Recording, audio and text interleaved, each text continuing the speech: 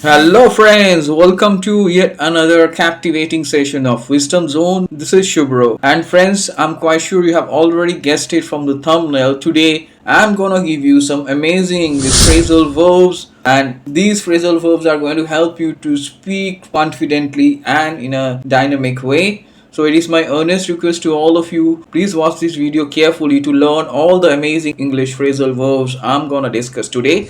And if you haven't subscribed to this channel, please do not wait, immediately subscribe to Wisdom Zone and hit the bell icon to get the first notification. So without wasting any more time, let's get started. 3, 2, 1.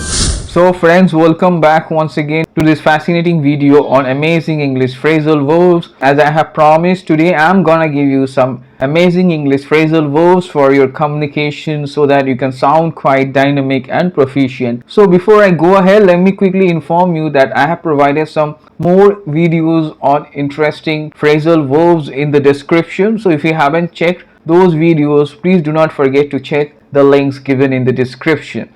So without further ado, let's get started with today's amazing English phrasal verbs. So friends, the first amazing phrasal verb I'm going to discuss is on your screen, that is hit someone with something. Let me repeat, it's hit someone with something. It means to tell someone something shocking or exciting.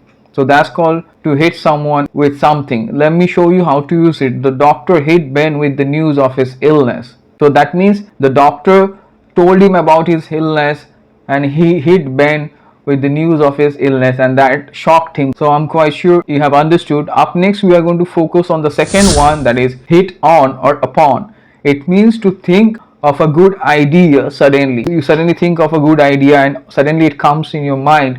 So that's called to hit on or upon. So let me show you how to use it.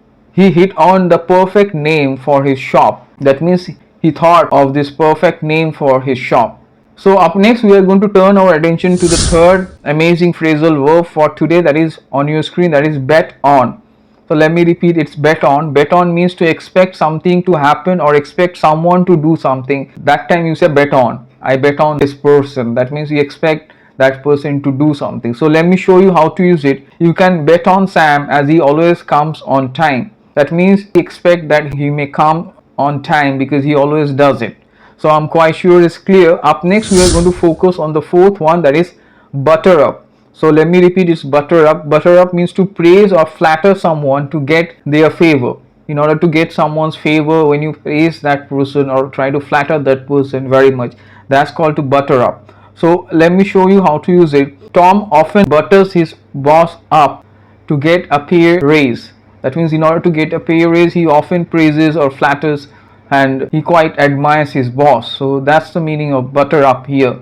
Up next, we are going to focus on the fifth one, that is look on. Look on is to watch something without getting involved. So that's called to look on. When you just watch something but do not get involved, do not participate, or do not stop an action from happening, you just watch it, that's called to look on. So let me show you the use. As you see the example, the crowd looked on as the police officers started beating the pickpocket. That means they were just watching, they were just spectators as the police officers started beating this pickpocket. So I'm quite sure it's crystal clear. Up next, we are going to focus on the sixth one, which is on your screen, that is lose out. It's a very useful one. It means to be at a disadvantage.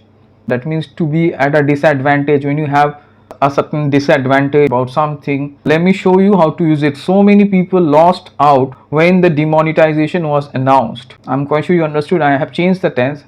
I'm using it in the past, that is lost out. Focus on the seventh amazing phrasal verb, which is on your screen, that is make out. Make out is to manage to see or hear something or someone with difficulty. So let me show you how to use it. I could not make out what the teacher was teaching as the class was so crowded. So that means it was very difficult for me and I could not understand, in fact, what the teacher was teaching. So that's why this phrasal verb is used, and it is used in a negative way. Up next, we are going to focus on the eighth one, that is mash up. So let me repeat once again, it's mash up. Mash up means to crush something, especially food, until it becomes a paste. That's called to mash up. So let me show you how to use it. I always mash up boiled potatoes before I eat them. That means I make kind of a paste because I find it quite convenient to eat. Up next, we are going to focus on the ninth one, which you see on your screen, that is occur to. Occur to is a very useful one and amazing phrasal verb. It means to come into someone's mind. So let me show you how to use this amazing phrasal verb. Did it occur to you that I might need your help? That means did it come to your mind that I might need your help? So I'm quite sure you have understood how to use this beautiful phrasal verb and you can use it and sound quite proficient.